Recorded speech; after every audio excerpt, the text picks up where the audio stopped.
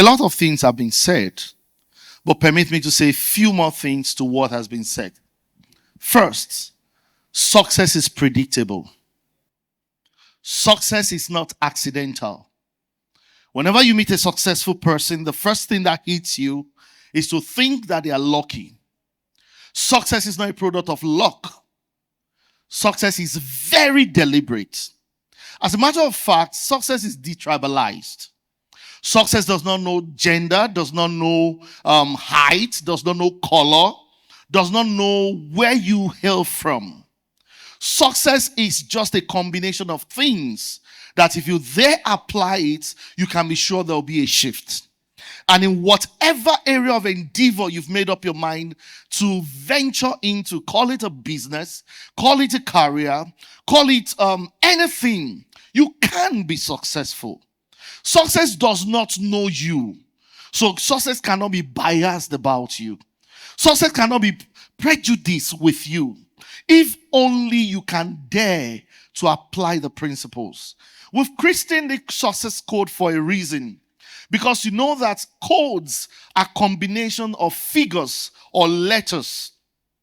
Codes are very important that until you are able to decode, you can unveil. As such, code is a combination of things. And that's why if you're doing anything today and they ask you to impute a code, most likely they will tell you to combine uppercase, lowercase, use alphanumerics, and use special numbers. That's to tell you that codes are not straightforward, but codes are the things that can help you surmount any difficulty if you have the right combination. So when you see a save, for example, well, I've done a bit around the finance, and so when you see a save, you can't just access a save. You have to use a combination of things to unlock a save. And so if you don't have the right combinations, no matter how skillful you are, you will labor in vain. And that's what has happened to a lot of us, because some people are working, but they are working hard in the wrong direction. And until you are able to get the right combination, your effort will not be rewarded. So sometimes you see people who say they do soft work, and it looks like they've not worked as hard as you have, because they've applied some principles, and possibly you've applied the wrong set of principles. And because you've applied the wrong set of principles, nothing is working for you. And when they apply the right set of principles, it seems that it is working for them. And it's important that you pause and ask yourself, what are you doing wrongly, or what are you doing rightly? Truth is, you can be successful as a young person. You can break the code and decode the code as a young person. You don't need to be so old to get some things right, if only you can apply yourself to them. And that's why within the brevity of my time, I'll be speaking to you about the word D-A-R-E, there. Can you repeat after me? Dare. No, I can't hear you. Say dare. I can't still hear you. Holla dare. You know, that combination for me is very short but powerful. And for any successful person, if you can just replicate what they've done, you can be as successful as they are. Note that success is like a door. And for you to access the door, you must have keys. Trust me, there's no one key that opens all doors. Think about it. There's no singular key that opens every door. Even though you call it the master key, there are some doors it cannot open. And so when you have a bunch of keys that can be applicable in different scenarios to different doors, then you have access. So the door that opens emotion may not open finances. The door that opens, the key that opens emotion may not open finances. The key that opens finances may not open the spirit realm. The key that opens the spirit realm may not open social connection. So if you use the right key on the wrong door, you'll be denied access. And that's why if you're someone who's used to using passwords a lot, they will advise you not to use the same password for all your businesses. such that if you have a different password for an endeavor, you should have another password different from what you use for the first one for the second. So if you password your phone, it's expected that you have a different combination for your email address. It's expected that you use a different combination for your ATM card. By doing that, you're securing access into your life. At the same time, understand that success in life is dynamic. So you can be successful financially and not successful spiritually. You can be successful emotionally and not successful in your career. But if you understand the basic principles, if you apply those principles in every sphere, you can be an all-round success. And so let me start by introducing the first. The first is D. And D stands for direction. If you don't know where you're going, all roads looks like your destination. And that's why it's important that you define your destination ahead of time. Some of us are in school and you're confused about life. You don't understand what tomorrow holds. All you need to do is not thinking of having a 2-1 or a first class, but try to get a direction for your life. Because if you dissipate your efforts in the wrong direction, no matter how skillful you are at the wrong thing, it can never be the right thing for you. If you find yourself in a business that doesn't look like your destination, no matter how profitable you may seem to be in that business, you end up still feeling empty. There to know, sometimes you think your problem is money until you have a bit of money. Then you discover that your problem is not money. It's only broke people that think the problem they have is money. Have a little more money, then you discover that life is beyond money. It's when you don't have money, you think money is the answer to all things. Are we still together? I can't hear you. Are we still together? So the first thing I think is critical, get a direction for your life. And trust me, you can be successful at anything. Who told you that you must be a doctor to be successful? Who told you that you must be a footballer to be successful? Who told you that you must be a musician to be successful? You must first identify yourself and identify yourself in the scheme of things to be able to know where you're going to. And every time you see a man who has been able to identify their destination, every other person becomes irrelevant to them. You see, this thing about envy and jealousy and envying someone who seems to have blown is because you're not fixated on your direction. You realize with me that every time you're focused, you're blinded to every other thing. And once you're blinded to every other thing, you're concentrated on a cause.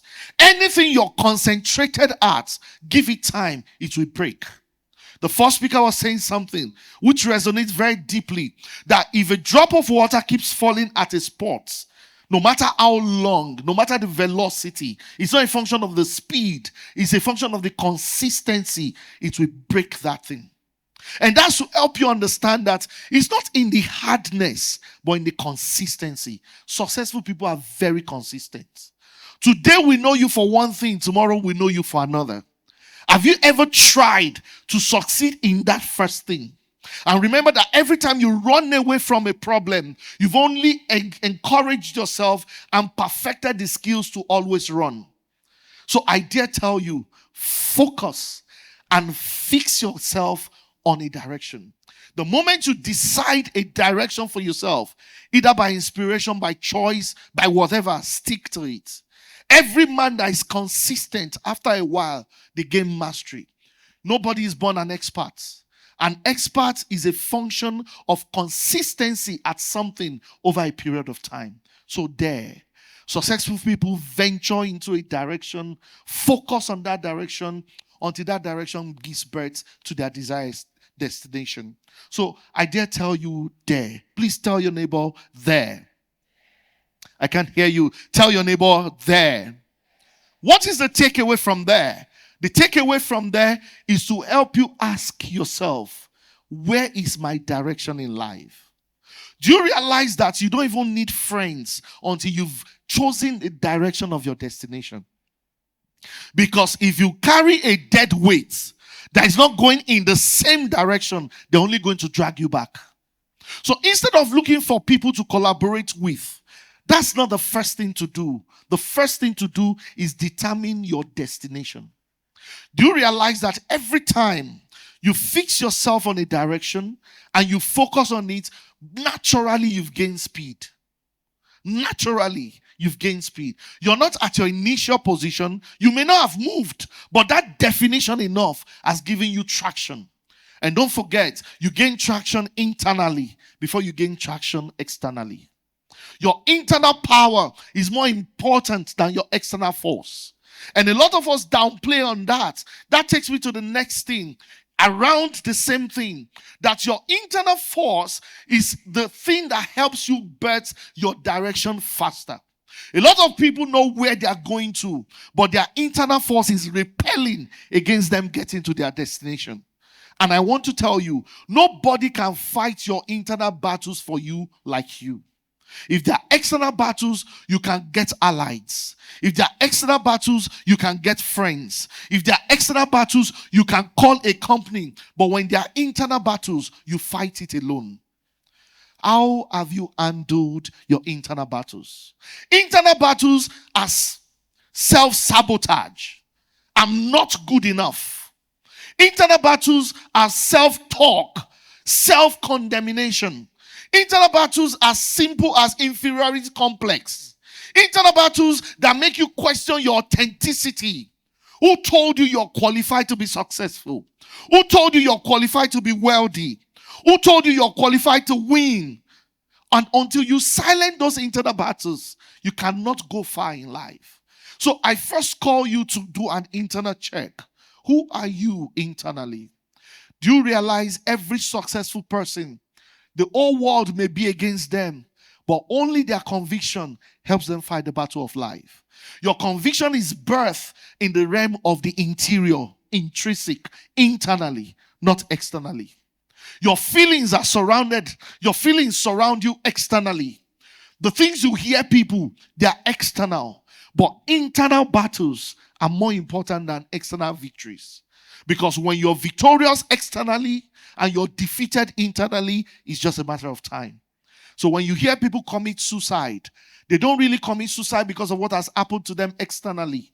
They committed suicide because they were defeated internally. When you see hopeless people, they are first hopeless internally before they interpret it to an exterior hopelessness. So my message to you today is this. Check how healthy you are internally. And that's not a function of what people say to you. Not a function of what you've experienced, but a function of your interpretation of events. You may not be able to control what people do, but you can definitely control your perspective about situation. It takes me to my next point. A, action. It's been said that one action is more important than 50 million intentions. A lot of us intend to do things. You thought of doing things. You told yourself you would do things. You even tried to convince yourself to do things, but you never did it. There to take action. There to take action. It's been said that a journey of 1,000 miles begins with a step.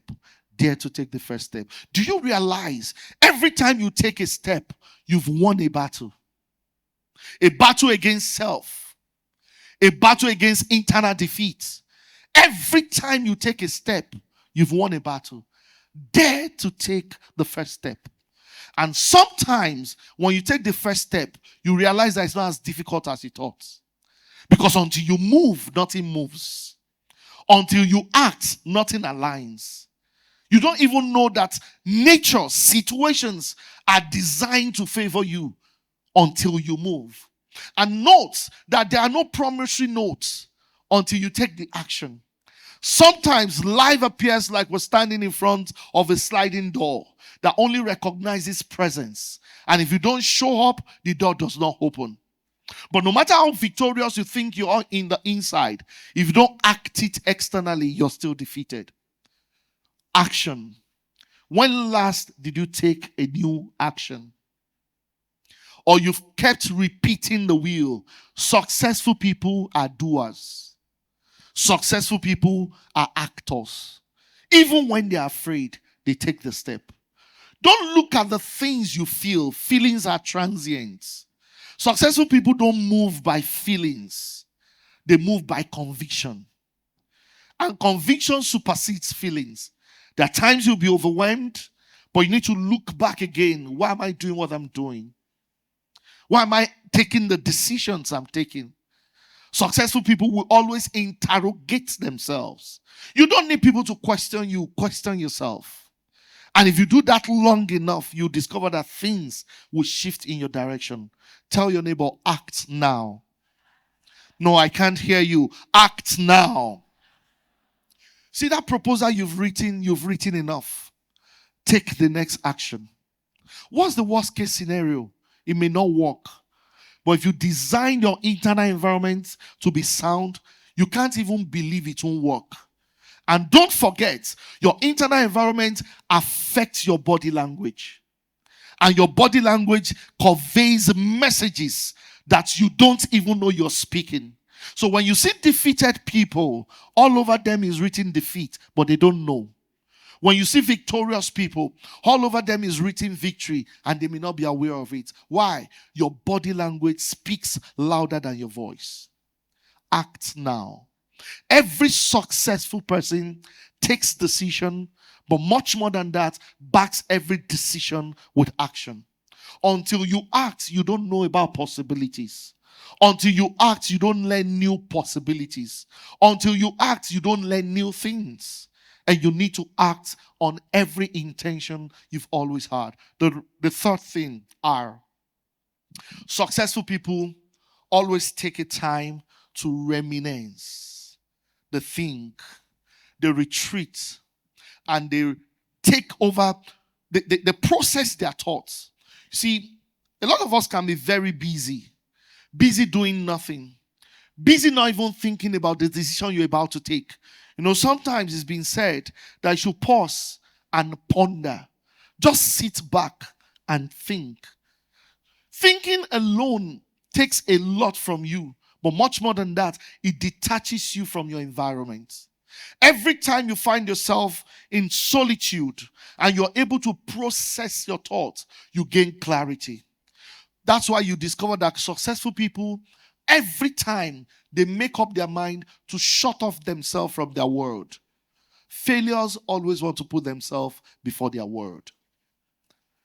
When last did you step back to review? When last did you step back to appraise?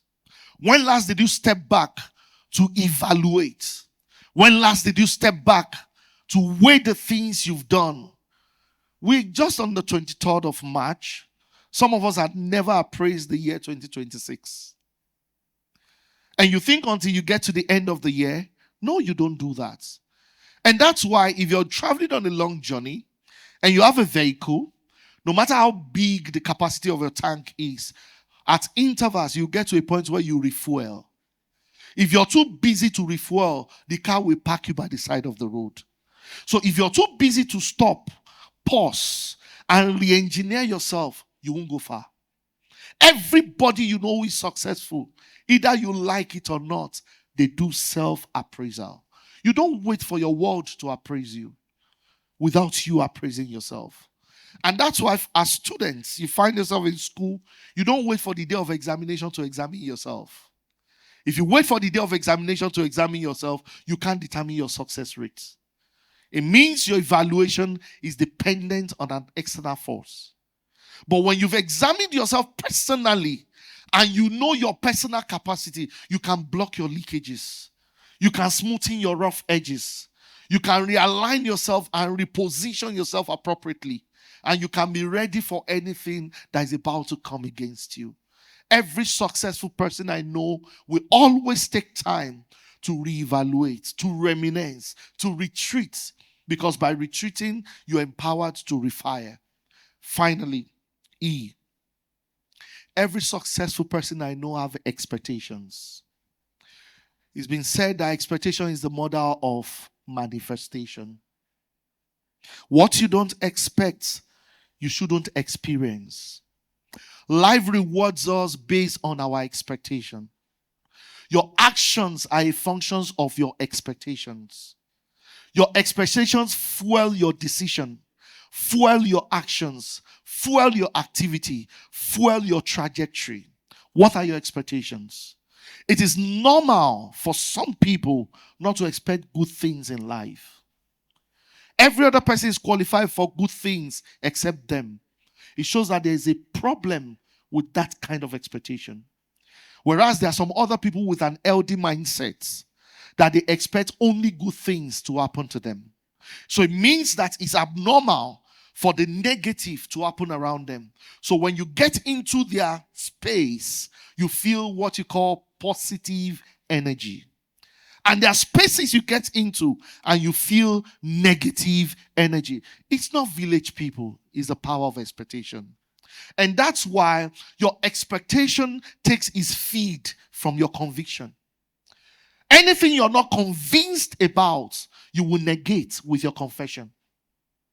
You see, a lot of us do positive confession these days. And you see confession everywhere. Do you know some people, why they are doing that confession? They don't even believe what they are saying. You cannot become what you don't believe, because your actions will betray you. And life is governed by your convictions. And your convictions fuels your expectations. What do you expect from life? Naturally, good things should happen to you. If you expect it long enough, you will say it without a propelling force. If you say it long enough, you will see it. And we've not even brought in any spiritual force here. We're just talking about the natural things. What do you say to your body? There are people who body shame themselves even before people body shame them. There are people who speak sickness into themselves before sickness identifies them. And have you heard this thing before? That the force of nature will reward you. Have you heard it before? It means nature also listens to your expectation. And expectation begins with a thought. So it takes me to my closing thoughts. Your thought is as powerful as anything. The strength of your life is embedded in your thoughts. Your thoughts send signals to your brain. Anything you've not thought about, you can't think out. Your productivity is a function of your thinking system. Your thinking system is your compass in life. It helps you navigate life. So if your thought is polluted, your life will be derailed. No matter what anybody says to you, you'll find it difficult to believe it if it's not in line with your thoughts. Your thought is as powerful as anything. In fact, the whole of your life is embedded in your thoughts. The entirety of your life is embedded in your thoughts. And that's why you discover that successful people guard their environment. They don't allow everyone into their space. They are jealous about who gets into their space. But much more than that, they are jealous about their circle. And that's why you discover that a lot of successful people don't roll with failures. Not because they are not human, but they don't want the plague of failure to jump on them. So they surround themselves with successful people. You see, like only attracts themselves. They repel. Have you ever seen a magnet magneting non-magnetic elements? No. And that is the issue. Your thoughts determines who you're comfortable with. You can't rise above the level of your thoughts. You see, the level you find yourself today is a product of your thoughts. If you think higher than that, your life will naturally gravitate higher than that. If you think lower than that, no matter how high they place you, you will always live at the level of your thought. So pause and ponder, what is your thought process like? If you can evaluate your thought process, you're evaluating your life. And in evaluating your life, you're determining your trajectory. You see, failure and success is a choice, but your thoughts will determine which one you choose. And today, let it be the beginning of some outstanding things about your life as you combine these codes together. Because you don't need to be born in the palace. If your thoughts is palatial, you find yourself there. You don't need to be born into wealth. If your thought is wealthy enough, wealth will be natural to you. You don't need to be born in power. If your thought is powerful, you find yourself powerful. You don't need anyone to approve you. All you need is undo yourself. You know, it's a matter of time, people will gravitate towards you. What force do you carry? Do you carry the force of success or you carry the force of failure? Don't forget, it is a force. There are a lot of people that have money that are failures. So it's not a function of money. What is your thought process like? And every time you see yourself living a different life and saying a different thing, it means your words and your lifestyle are not the same. It's a signal that something needs to be done in a hurry. What is your thought process like? Everything about your life is dependent on your thoughts. The moment your thought changes, your life changes. The moment your thought is whap, your life, no matter where it is, it will gravitate in that direction. So I've just stopped by today to tell you one thing. There's a lot ahead of you. Please, it's not a function of your country. And I'm not saying it can be easier. It could have been easier in a different environment. But if your thought is also polluted in a different environment, nothing will change. So it's not let's leave the external for a bit and deal with the internal. Have you ever seen a plant grow outside without growing inside first? Life is first lived internally before externally. Everything in life first yields to your internal environment. A capacity not grown internally, you cannot birth externally. And all of these is on the substructure of a grounded thought. What is your thought like? Time will fail me to continue, but I have to pause here.